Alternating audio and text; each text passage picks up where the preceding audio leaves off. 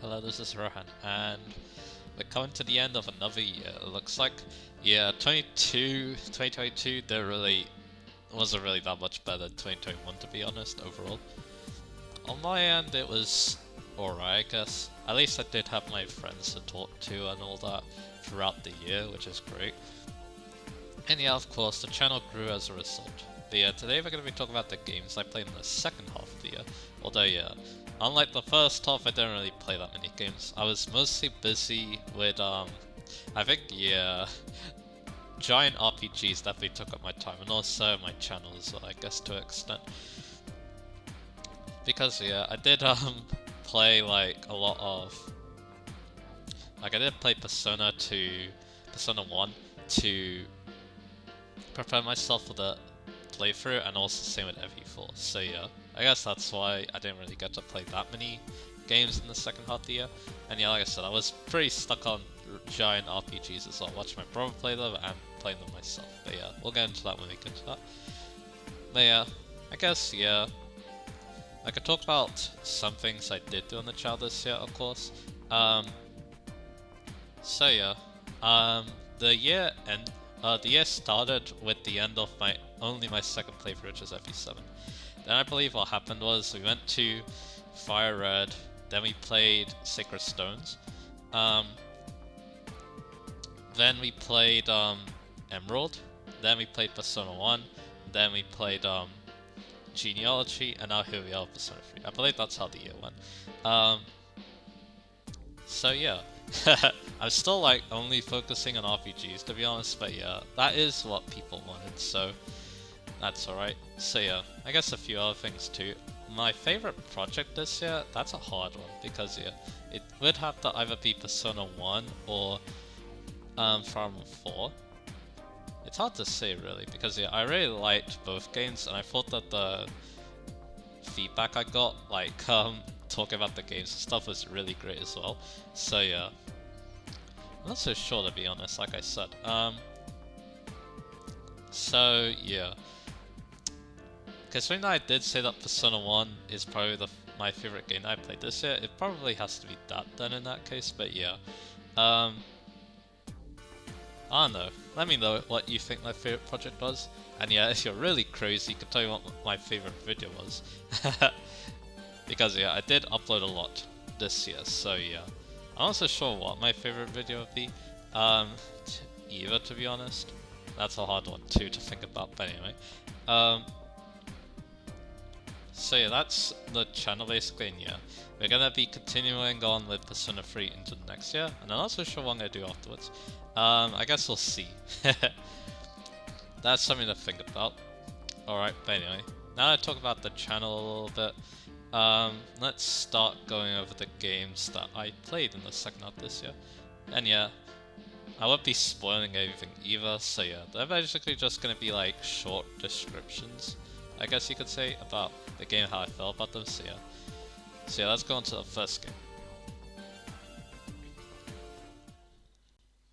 The first game we have to talk about today is Trails of Cold Steel 1. So I already did like a massive video talking about this game, but I guess here I'll be able to do like more short, spoiler-free thoughts about the game, so yeah, let's go. So yeah, this game basically sets up a new arc for the large Trails series story, because yeah, pretty much all these games are kind of important, and they all interlink into one giant story. And yeah, like I said, Cold Steel is the start of a new arc. I believe it's the Erebonia arc. So yeah, like I said, what I like about this game was its approachability. I think that's the main thing I really liked about it, because yeah, I was playing the game blind.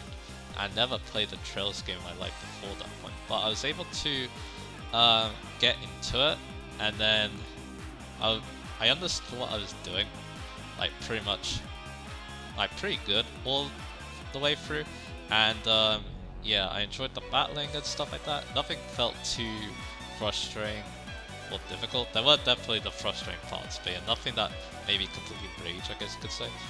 And yeah, kind of feels like Persona 5 in that regard, because yeah, both games, they're not too difficult, and and they can be a little bit tricky at points, but yeah, both of them are very approachable RPGs that can really help you get into the genre, I guess you could say. So yeah, that's what I really liked about Cold Steel. And yeah, like I said, the battling, I really liked it. The battle system is really fun, and it never gets old really, and it always like felt really engaging and stuff, so yeah, a lot of praise for that. And yeah, I had a lot of fun battling Cold Steel as a result. And yeah, the story, like I said, it kind of just sets up a story, but I still think that what happens though is really, really great. And yeah, there's like yeah, what happens is really great, and we also get a lot of great character moments too. And yeah, like I said, it sets up the plot for the next game very, very nicely. And yeah, I think the characters are like the strong point of this game, kind of like a Persona game as well. Because yeah, I pretty much like all the cast. There's only really one character that I really disliked on the playable side, I guess you could say. So yeah, so that was good to see as well. And yeah, like I said, I really enjoyed playing this. And yeah, despite being like a really long RPG and stuff, I didn't really feel too tired playing it. Then again, I did take a break, like near the middle of it, because I went on holiday, so yeah, that happened. But anyway, but yeah, like I said, this game, very fun to play. And yeah, like I said, if you are new to Trails series, this is a great starting point. If you don't mind something a bit more older though, Trails in the Sky is great though, because yeah, that game sets up the whole story basically, so yeah. But yeah, like I said, Cold Steel, great introduction, and yeah, it does help that it's pretty easy to get on the PS4 at least, and PC as well, so you'll have access to it if you really want to get into Trails. Especially because, yeah, we are getting the Crossbow games now, Azure and... Actually no, Zero and Azure. I think also there's Trails of Reverie as well. Forget where that takes place, but yeah, of course comments can help you with that as well. And yeah, like I said, I enjoy it so much that yeah, I decided to get the sequel too. I haven't played it yet because I'm still busy with other games. And yeah, I'm gonna be busy with games at the start of next year too. But I am very much looking forward to it because I thought that Cold Steel 1 ended on a pretty high note, to be honest. It was a massive cliffhanger that yeah, I think it's really making me hyped for Cold Steel 2 story, so yeah. Hopefully that blows, and also the gameplay gets even more improved. But again, I really like the gameplay a lot, so yeah. And yeah, I guess other things I liked about the gameplay too is that the customization. The quartz system just works so well. And yeah, Master Quartz is extremely amazing too. There's so much fun you can do with that. But yeah, I love the quartz system a lot. And yeah, I can't wait to see what Cold Steel does to potentially improve it or expand it. And yeah, like I said, battling is fun, building up intellect's fun, the bonding events were pretty good too. The ones I got to saw at least. And yeah, even though at the end my ranking wasn't that good, I feel like maybe I need a guide to get like the best rank. So maybe I might use one Cold Steel 2, I guess we'll find out. But then again, I don't mind that I didn't get the best rank in the world. And yeah, blind playthrough of course, that could be a lot of fun. Completely blind playthrough, I should say. That could be a lot of fun. And yeah, like I said, Cold Steel 2 is not a punch, or Cold Steel 1 I should be saying. It's not a punishing game to play blind at all, as yeah, I'm trying to get at. So yeah, hopefully Cold Steel 2 is the same way. In that regard, so yeah, if you want more details, of course you have my 2.5-hour video, where I talk about basically everything. That does mean I spoil the game, but yeah. Like I said, amazing game, Cold Steel. And yeah, like I said, can't wait to play Cold Steel 2, and I also want to get into the Crossbow games after that, if, you know, I'm able to. We'll see about that. But yeah, I don't really have much else to say now, so yeah, let's go on to the next game.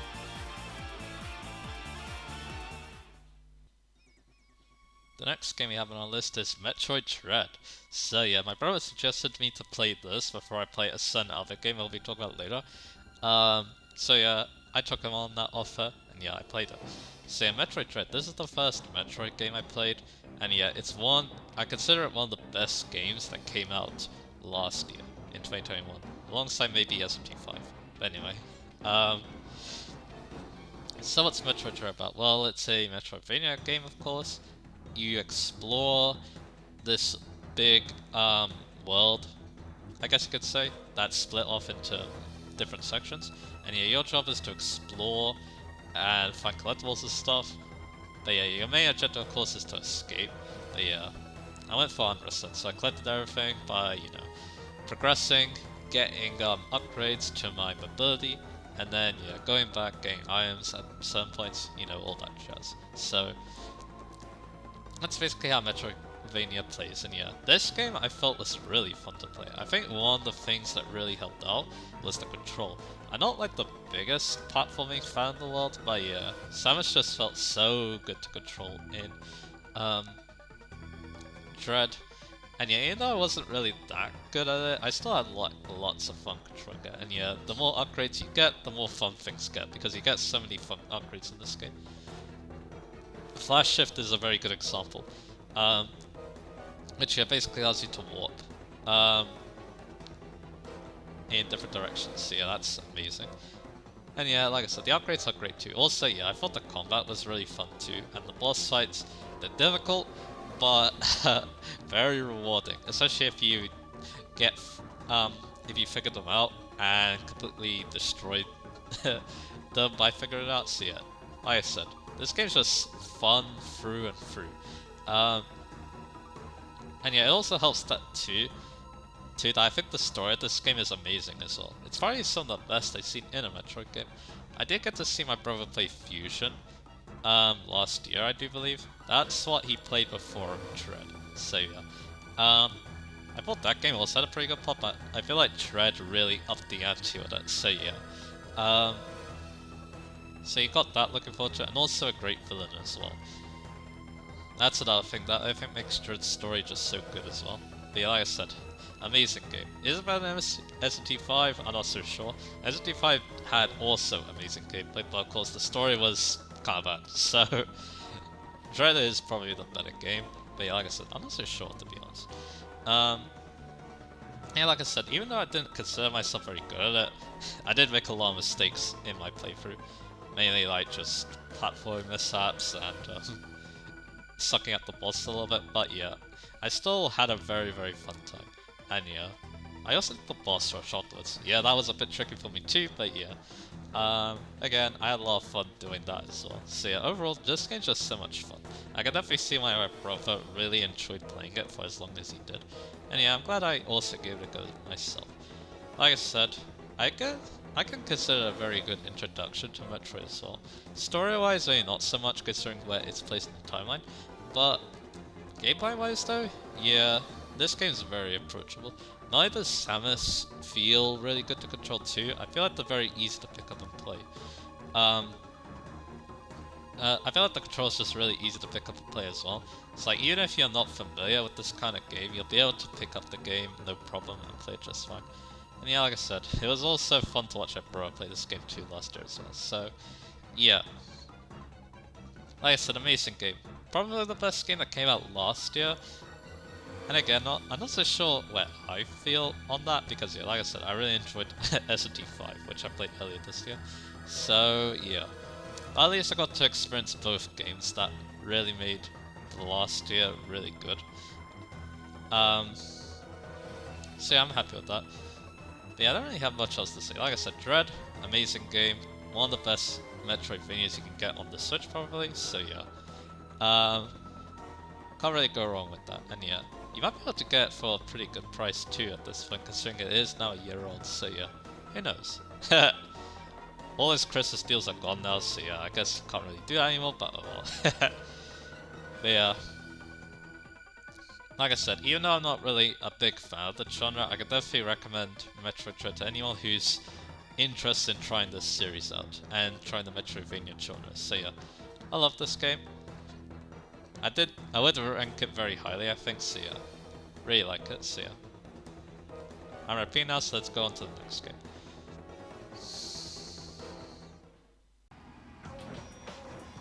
Next game now is going to be Burnout Dominator. So yeah, I did already shot this game in my PSV test recording video, so yeah, I probably don't have much to say about it, but yeah. Burnout Dominator, of course, is part of the Burnout series. This is kind of like a, it's hard, I guess a spin-off is probably the best way to describe it, even though it basically plays the same as any other Burnout game from that era. It was made by the um, it was made by some different people, while the main group of Criterion is making the next Burnout game, which is Paradise. But anyway, and yeah, I released on both the PSP and the PS2, and I ended up playing the PSP version because easy to run basically. But I did get my PS2 emulator to work, so I guess I could play that version too if I really wanted. But yeah, the PSP version isn't as good because it runs at 30 FPS and it doesn't look as good. But yeah, like I said, it's much easier to run the PS2 version. So anyway, what makes Burnout Burnout? Anyway, we're not even going to be talking about Dominator's main stuff, I guess. I guess I could, but yeah, what makes Burnout Burnout is the fact that yeah, racing fast is still important, like any other racing game, but you can also take out your opponents and also drive recklessly. Drive recklessly earns you boost, and then yeah, more boost means you go faster. And yeah, taking down your opponents too is also very important because that also helps refill your boost too. And yeah, what makes Burnout Dominator is the boost chain. So yeah, it brings back the ability to chain your boost from Burnout 2. And yeah, you continue filling it up by driving dangerously, and then you keep chaining boosts and you keep going fast. And that can help you win races, obviously. But yeah, although yeah, that isn't the only thing you do, of course, in Burnout Dominator, because of course, something I love to show off in my PSP test recording is Road Rage, a very fun game mode that was introduced in Burnout 3, where basically all you do is you take out your opponents with a time limit, and yeah, lots of fun, because taking down opponents is just really fun. But yeah, Burnout Dominator does have some other game modes, although they're kind of frustrating. Some of them revolve around chaining lots and lots of boosts, because yeah, basically get multipliers for keeping chaining your boost. They're not very fun, let's just say. And yeah, I got very frustrated playing this game at points, not gonna lie. So yeah, kind of despise those game modes. Other than that, the racing, the road raging, and the eliminators, they were fine. Everything else, yeah, in my opinion. And yeah, like I said, gameplay wise, it felt alright, I guess. Not the best Burnout game I've ever played, we'll get into that, but it felt okay to play. And for a handheld game, this is definitely one of the better PSP handheld games, especially because even though yeah, there aren't that many bad games on the console, to be honest. But yeah, there are definitely some very good ones though, and I would like to maybe think about playing them at some point, but yeah. Like I said, I think it's solid. I'm not so sure if it's as good as the other PSP Burnout game, which is Legends. But yeah, like I said, I did have fun playing this, at least. And it was good to go back to playing a Burnout game, because it really has been a very, very long time since I actually played a Burnout game. But yeah, I guess we can talk about that later as well. Yeah, like I said, it must have been around like 15 years or something since I last played Burnout, don't it? So it was good to play it again, I guess. But like I said, it's an alright game, in my opinion. Nothing too amazing. And if you're able to play Burnout 3 Takedown or Revenge, just play those. They're just better games, in my opinion. Even though, yeah, it is admirable that this game is able to be almost as good as those games, despite being on a teeny tiny handheld. So yeah. But hey, like I said, it's not a bad game, like I said. But yeah, like I said, like I keep saying, probably not as good as the games that came before it. So yeah, can't really add much more to that because I really want to talk about the next game.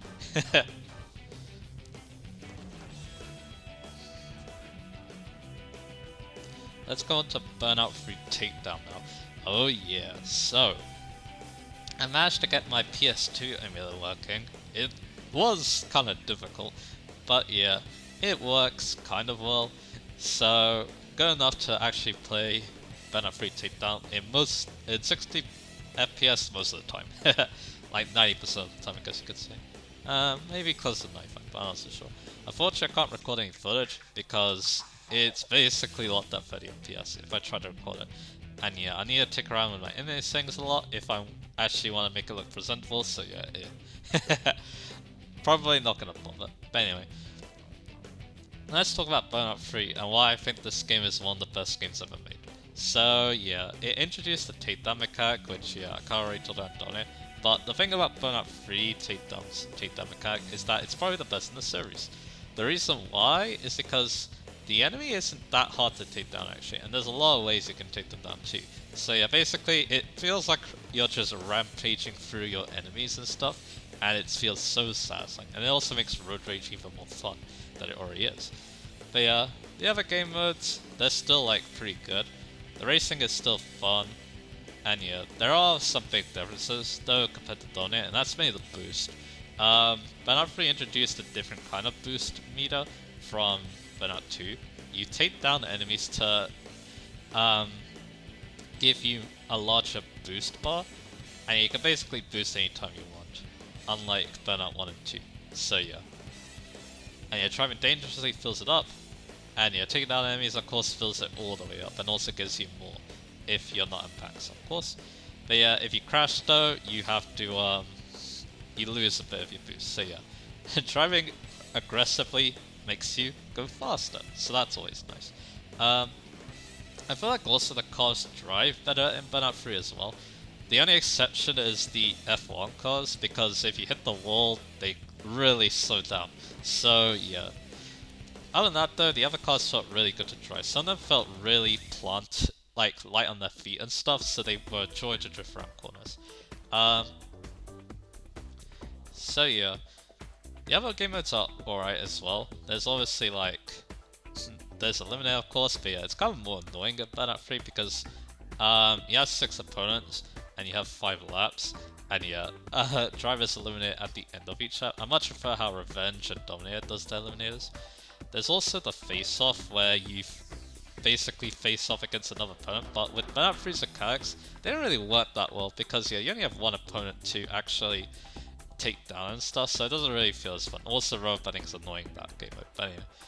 But yeah, I think what also makes Burnout 3 Takedown so much better than Dominator is that it has another game mode that is another core part of the game, and that is the Crash mode. So yeah, basically Crash mode is like a puzzle. Of sorts. Basically you have to crash your car into a junction and rack up as many points as possible. And I say it's kind of like a puzzle because you need to figure out where you need to basically crash. And there's a lot of factors like ramps and stuff, as well as some power-ups too, like multipliers. Although yeah, later on in the Crash mode, there's this ×4 multiplier, and basically as long as you aim for it, you'll get the gold no problem. So yeah. But like I said though, Crash Road is so much fun still. And yeah, especially with multiplayer too, I can see it being extremely fun. So yeah, love that game so much. But yeah, Road Rage is still probably my favorite game mode though. So yeah, why do I consider like Burnout 3 Takedown one of the best games I've played this year? It's probably my second favorite in fact. That might seem like a giant shock, but yeah, I just had like, I played this game for like 20 hours basically around about. And yeah, pretty much all that time was fun. I mean, maybe not, but yeah, I was just having so much fun playing this. I didn't really feel that way with like the other games. Like other games I felt like, I don't know, I just felt like, it's a weird feeling. I just felt like I was having just so much fun throughout. Like yeah, the next game we talk about, yeah, that was basically fun throughout the whole game. But I felt like, I don't know, Burnout 3 just felt the most satisfying to play, I guess you could say. But yeah, it's kind of a weird thing, but I guess not playing it for so long, I think it's been more than 15 years in fact, since I did. Although I did have Need for Speed Hot Pursuit 2010, which basically plays like a Burnout game for a good amount of time.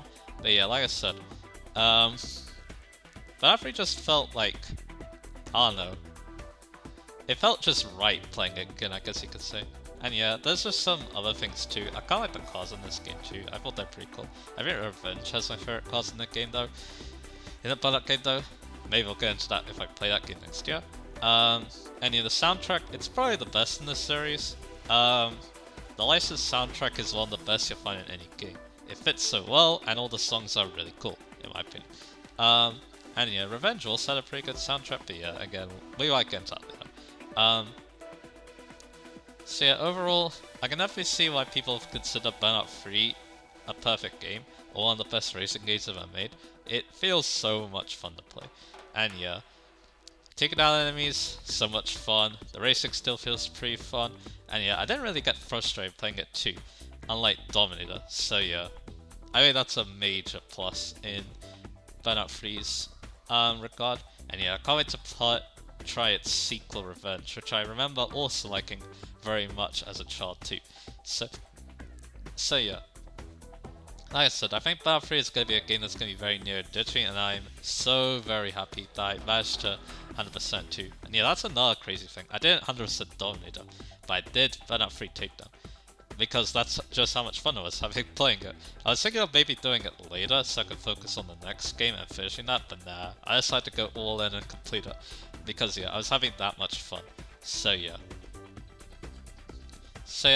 Let's go on to the last game now. And yeah, like I said, Burnout 3, I recommend it to anyone who wants to try a fun racing game. Anyway, yeah, let's go on to the last game, and probably the game that everyone wants me to talk about.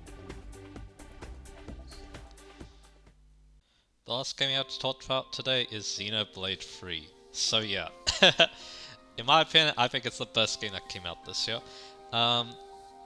Even though, yeah, we definitely had some pretty big games come out this year, like Elden Ring and God of War Ragnarok, but yeah, Xenoblade 3 is definitely the game for me, I guess you could say. So yeah, again, I won't be spoiling anything here, but yeah, let's just say that, yeah, Xenoblade 3, I think it's a worthy successor to Xenoblade 1 and 2, let's just say. So, gameplay-wise, the gameplay does feel familiar if you played Xenoblade 2, but it does have a lot of changes to it that I feel like make the game, 1, have its own identity, and 2, still be really fun to play. I think the big thing is the fact that you basically have like 2 sets of classes.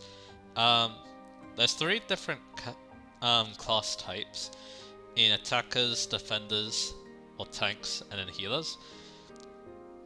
Attackers do the damage, defenders take the aggro and tank the enemy, and then healers heal and also support. And yeah, I think what makes Xenoblade 3 probably better than Xenoblade 2 in that regard is that the tanks and the healers feel much better to use in this game. Basically, yeah, in Xenoblade 2, you could basically get away with using all attackers basically, because of crit healing. You can't do that in Xenoblade 3. You definitely need a healer, otherwise you're going to get smoked. So that's a good balance change. There are basically 2 categories of class in this game, and yeah, I guess I should mention that too. This game is a class system, a very good one in my opinion, that reminds me of some of the best, like Final Fantasy V's. So basically there's 2 categories of class. They basically represent the 2 nations of the game, Kevus and Agnus. So Kevus classes, their arts charge automatically. The Agnus classes charge with auto attacks and also cancelling them. So yeah, generally Agnus arts are better, but I don't really mind using Kevus arts that much, to be honest. But yeah, the reason I mentioned that is because another mechanic in battling is called fusion arts. Basically, you can fuse arts together. You basically have the class's default arts on the right, but on the left are some arts that you can assign to your character. Of your choice, but the only restriction is that if you're a Kevus class, you need to put Agnus classes on, or Agnus arts on your left, and vice versa if you're an Agnus class. So yeah, stuff like that. And yeah, I thought the fusion art system was really cool. Yeah, you do want to, actually no, I would say it is actually very interesting to think about, because you need to think about a lot of things, like combining arts with similar cooldowns so you can fuse them together more often. Because yeah, you can use the arts unfused, but if you use them fused, then you do a lot more damage. And yeah, good stuff like that. But you also need to think about driver combo arts, basically. Or combo arts, I guess you could call them. Basically, yeah. Like Xenoblade 1 and 2, you can break, topple the enemy. And then if you want to, you can either go for launch and smash, so you go for chain attacks, or daze and burst if you want to dispel rage. So yeah, you got options there. And yeah, there's a lot to think about when it comes to art selection, your character's classes and all that. So yeah, it's really, really interesting. So yeah, I love the class system. It won't make Xenoblade 3 Xenoblade 3, but there's also some other things too. I feel like the exploration is the best. One of the best of the series, in fact. I'm not so sure if it is the best, but there's just a lot of quality of life stuff I like. I like the line that you could produce to show where you need to go next. I don't know if Xenoblade 2 had something like that. I feel like it didn't. One thing I do know that wasn't in Xenoblade 2 is that containers unlocked on the map in Xenoblade 3, they weren't in Xenoblade 2. So yeah, that's one very big improvement. It makes exploration just feel more satisfying to know you're getting all the chests basically, so yeah.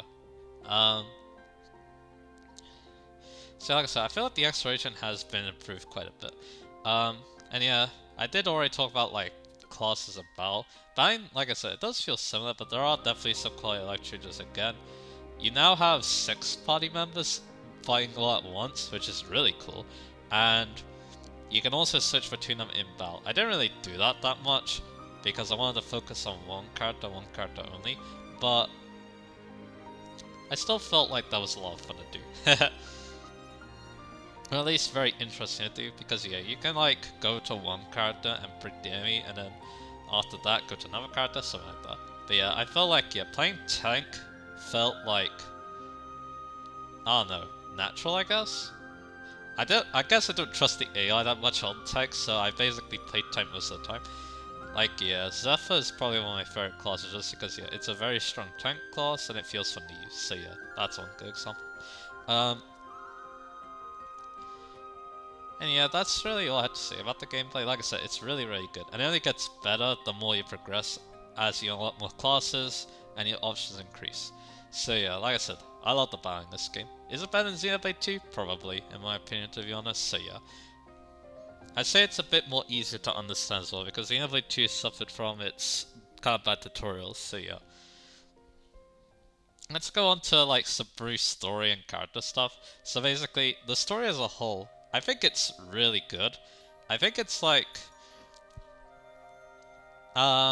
I think it's just really solid all the way through, and it also has some great moments where it peaks and becomes extremely good. I'd say it didn't like resonate with me as much as Xenoblade 2's story, and that's only because Xenoblade 2's story, I don't know, it just felt more, I don't know, I guess it jived with me a bit more, I guess you could say. But Xenoblade 3's story is still really good, and unlike Xenoblade 2's story, it really doesn't have any bad points, to be honest. So that's good. And yeah, like I said, it does peak.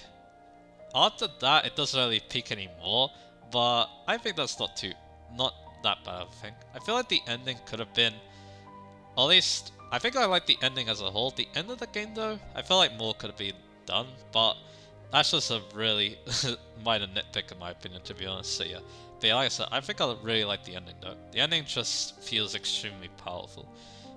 Not as powerful as maybe like Xenoblade 2's ending, but yeah, still extremely powerful in my opinion, so yeah.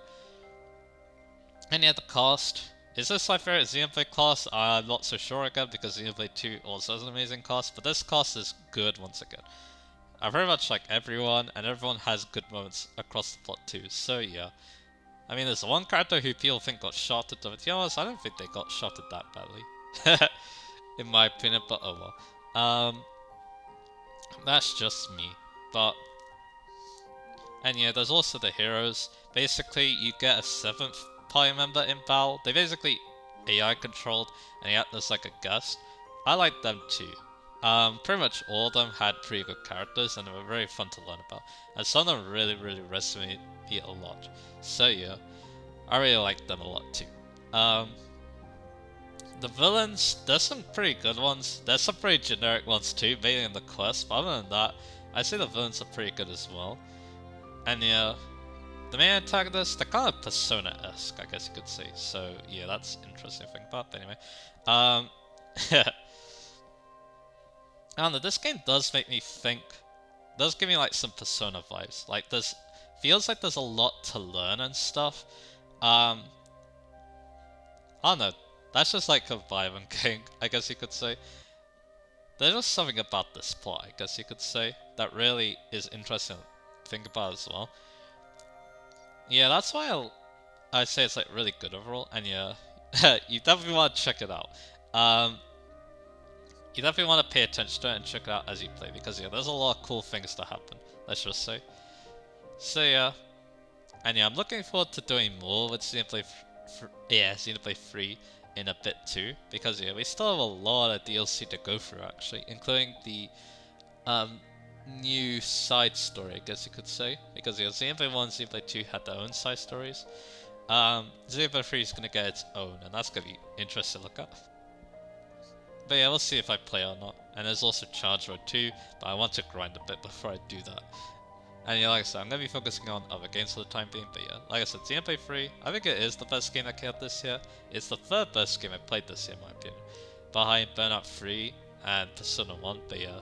The only reason why those games are above is just because they meant more to me that I played them, so yeah. Like I said, Xenoblade 3, great game. And yeah, I highly recommend it if you're able to get it. So yeah, now let's go on to some closing thoughts. So overall, yeah, I definitely did get a lot done on the game department this year, overall. Even though, yeah, like I said, I didn't really play that many games in the second half because I was busy with other things, like watching my brother play games, and my channel as well. But yeah, like I said, I got to experience a lot of different games this year, I'm very happy for that, and yeah, like I said, talking to everyone too, that was extremely fun as well, so I'm very happy to do that. So yeah, as for next year, well, we do got some big hitters to think about. First off, currently I'm playing Pokemon Violet. Expect me to make a video about that next year at some point. I kinda want to be honest, because I feel like it's a game I got some interesting things to talk about. So yeah, maybe I will do that.